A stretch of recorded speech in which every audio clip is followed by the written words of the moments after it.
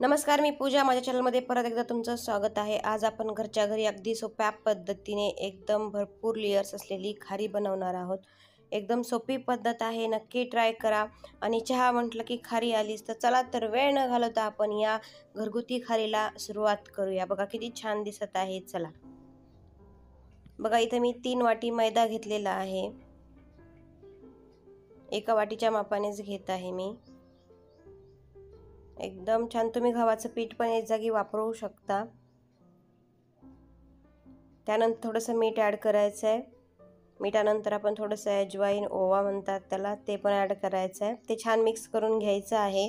अजवाईन ॲड केल्यानंतर आपल्याला याच्यामध्ये तेल ॲड करायचं आहे. तुम्ही तूप पण ॲड करू शकता, पण तेलाने आपला पदार्थ हा खुसखुशीत होतो तुपापेक्षा. त्याच्यामुळे इथे मी तेलच ॲड करते. तेलामध्ये छान आपल्याला हा मैदा मिक्स करून घ्यायचा आहे. 2 ते 3 मिनिटं छान सगळं तेल सगळ्या मैद्याला लागलं पाहिजे, असं रवाळ टेक्स्चर झालं पाहिजे त्याचं, असं मिक्स करून घ्यायचं आहे. त्यानंतर आपल्याला याच्यामध्ये थोडं थोडं पाणी टाकून आपल्याला छान घट्टसर असा गोळा बनवायचा आहे. जिथं आपण चपातीसाठी गोळा बनवतो त्याच्यापेक्षा थोडासा घट्टसर आपल्याला इथे गोळा बनवून घ्यायचा आहे. बघा, आता इथं पीठ आपलं रेडी आहे. आता आपण थोडं थोडं पाणी टाकून ह्याचा घट्टसर गोळा बनवून घेऊया. आणि जसं पाणी लागेल तसंच ॲड करायचं आहे. एकदम असं पाणी ॲड करणारच नाही याच्यात.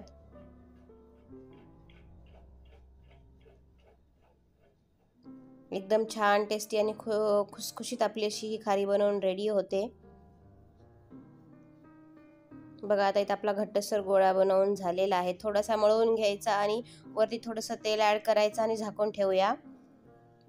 त्याच्यासाठी आपण लागणारा साठा बनवून घेऊया आता. बघा, इथं मी अर्धी वाटी तूप घेतलेलं आहे. त्याच्यामध्ये 2 टेबलस्पून मैदा आणि 1 टेबलस्पून कॉर्नफ्लॉवर ॲड केलेलं आहे. ते छान मिक्स करून घ्यायचं आहे. तुम्ही फक्त कॉर्नफ्लॉवर किंवा फक्त मैदा वापरला तरीही चालेल.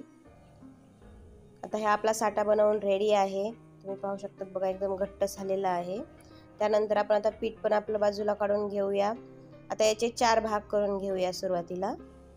आता याचे आपल्याला 4 पीसेस करून घ्यायचे आहेत. आणि हे पीठ आपल्याला जास्त मळून घ्यायचं नाही आहे. नंतर सुरुवातीला आपण जेवढं मळाल तेवढंच. त्यानंतर हे एकावर एक ठेवून थोडंसं लाटवून घ्यायचं आहे.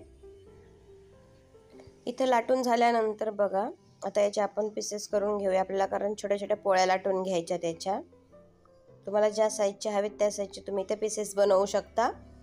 बघा, आता इथं मी जो पीस घेतलेला आहे तो फक्त फोल्ड करून लाटून घेणार आहे.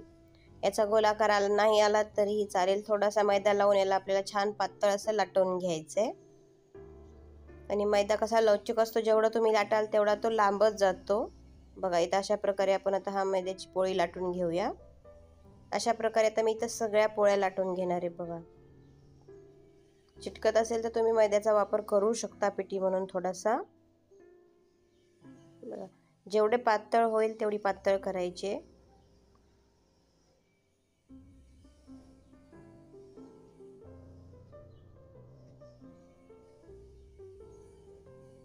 एकदम छान आपली खारी बनवून रेडी होते. बेकरीपेक्षा एकदम छान टेस्टी लागते. अजवाईनमुळे तो एकदम छान अशी टेस्ट येते आपल्या खारीला. बघा, त्या अशा प्रकारे आता आपण इथं सगळ्या बनवून घेऊया पोळ्या.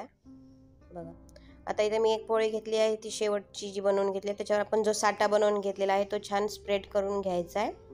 तुम्ही स्पूननी पसरवून घेऊ शकता किंवा हाताने सगळीकडे पसरवून घ्यायचा आहे. साठा पसरवून झाल्यानंतर वरतून थोडासा मैदा स्प्रेड करायचा आहे. त्यानंतर आपण दुसरी पोळी त्याच्यावर ठेवायची आहे.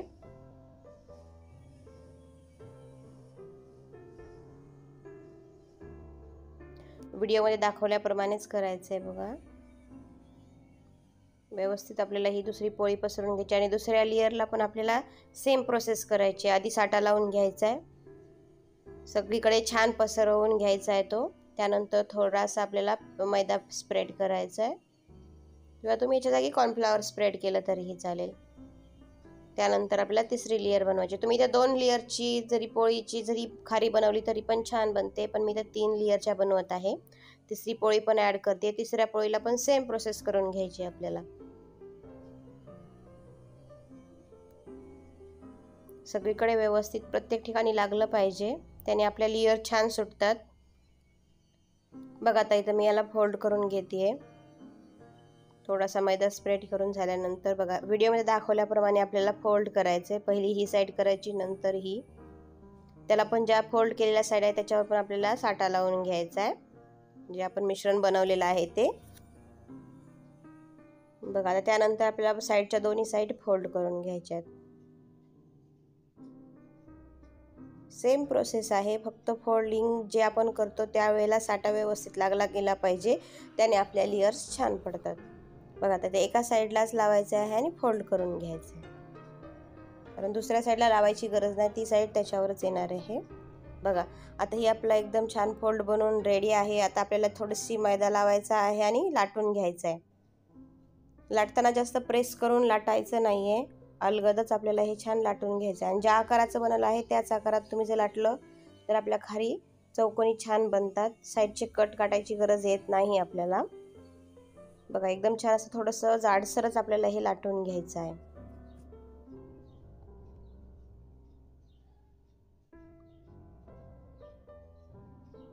बघा छान आता इथं पातळसर आपण लाटून घेतलेलं आहे, तुम्ही पाहू शकता. आणि तुम्हाला ज्या साईजचे ज्या आकाराचे खारी बनवायचे आहेत त्या आकारामध्ये तुम्ही याला कट करू शकता. बघा मी थोड्या मोठ्या साईजचेच ठेवलेले आहेत. तुम्ही याच्यापेक्षा पातळ करू शकता किंवा लांब पण करू शकता. तुम्ही बघू शकतात बघा एकदम छान अशा लेयर्स पण दिसत आहेत याला. आता हे आपण एका डिशमध्ये काढून ठेवूया. एकदम छान भरपूर लेयर्स होतात, बेकरीपेक्षा छान आपले हे घरच्या घरी खारी बनवून रेडी होते. तुम्ही बघू शकता बघा, नक्की ट्राय करून बघा. आणि तुम्ही कोणत्या भागातून माझे व्हिडिओ बघता हे पण नक्की कमेंट करून सांगा. बघा आता इथे आपल्या सगळ्या बनवून रेडी आहेत. तेल पण गरम झालेलं आहे आणि तेल जास्त गरम करायचं नाही आहे इथे आपल्याला. आणि एक एक एक खारी आपण तेलात सोडवून द्यायची आहे. आणि जोपर्यंत खारी वरती फुलून येत नाही तोपर्यंत आपल्याला ह्याला हलवायचं नाही आहे. आपोआप फुलून वरती येतात, त्यानंतर आपल्याला ह्या पलटून घ्यायच्या आहेत. बघा वरती यायला सुरुवात झालेली आहे. एकदम छान लेयर्स पण याच्या सुटतात, तुम्ही पाहू शकतात. बघा आता एक एक वरती येत आहेत हळू. जास्त तेलाचं टेम्परेचर पण जास्त हाय करायचं नाही आहे आपल्याला. बघा त्याला खाली सगळ्या खारी आपल्या फुलून वरती आलेल्या आहेत, तुम्ही पाहू शकता. बघा लेयर्स पण किती छान सुटलेले आहेत, तुम्हाला मी दाखवत आहे. बघा एकदम मस्त अशा लेयर्स पण आलेल्या आहेत आपल्या खारीला. आता हे छान आपण पलटून घेऊया. दोन्ही साईडने छान फ्राय करून घ्यायच्या आहेत. एकदम मस्त अशी खुसखुशीत आणि भरपूर लेयर्स असलेली खारी बनवून रेडी होते. आणि नक्की ट्राय करा. आणि तुम्हाला जर माझ्या रेसिपी आवडत असतील आणि चॅनलवर जर नवीन असाल तर नक्कीच चॅनलला लाईक करा, सबस्क्राईब करा. बघा लेयर्स एक एक लेयर साईडला सुटून निघत आहे, तुम्हाला दिसतच असेल. एकदम छान खुसखुशीत अशी ही खाली टम्म फुगलेली खारी आपली बनवून रेडी होते. खायला पण टेस्टी लागते. चला आता इथं पण गोल्डन ब्राऊन कलर होईपर्यंत हे छान फ्राय करून घेऊया. आणि फ्राय करताना एकदम गॅसची फ्लेम मिडियमच ठेवायची आहे, हाय फ्लेमवर आपल्याला ह्या फ्राय करायच्या नाही आहेत, कारण हे आत पूर्णपणे आपल्याला आतमध्ये साईडने पण फ्राय झालेल्या पाहिजेत. बघा आता इथं गोल्डन ब्राऊन कलर होईपर्यंत मी इथं छान खारी फ्राय करून घेतलेल्या आहेत. एकदम मस्त अशा आपल्या खुसखुशीत ह्या खारी बनवून रेडी आहेत. कलर पण छान आलेला आहेत, लेयर्स पण छान सुटलेले आहेत. बघा आता आपण ह्या साईडला काढून घेऊया. मी इथं चाळणीमध्ये काढून घेत आहे, कारण थोडंफार तेल राहिलेलं ते वितळून निघून जातं. बघा आता इथं आपण सगळ्या खारी साईडला काढून घेऊया. ती छान दिसत आहेत, एकदम छान असे आपले हे घरगुती खारी बनवून रेडी आहेत. लेयर्स पण छान सुटलेले आहेत. आता इथं आपल्या सगळ्या खारी बनवून रेडी आहेत, त्याप्रमाणे आता सगळ्या मी इथे फ्राय करून घेणार आहे. बघा इथं आता सगळ्या काढून घेते आणि बाकीच्या राहिलेल्या पण मी इथे फ्राय करून घेते. एकदम छान टेस्टी अशा आपल्या इथं भरपूर साऱ्या लेयर्स असलेल्या घरगुती खारी बनवून रेडी आहेत. बघा किती छान दिसत आहेत, एकदम छान अशा लेयर्स पण सुटलेल्या आहेत. आणि बेकरीपेक्षा घरगुती खारी कधीही खाल्लेल्या चांगल्या असतात. बघा तुम्ही पाहू शकता, अगदी न काही झंझट न करता एकदम छान भरपूर लेयर्स असलेली ही आपली खारी घरगुती बनवून रेडी आहे. तुम्ही पाहू शकता बघा, दिसायला पण किती छान अट्रॅक्टिव्ह दिसत आहेत. एकदम प्रत्येक लेयर वेगवेगळी होत आहे, एवढ्या छान याच्या लेयर्स पडलेल्या आहेत.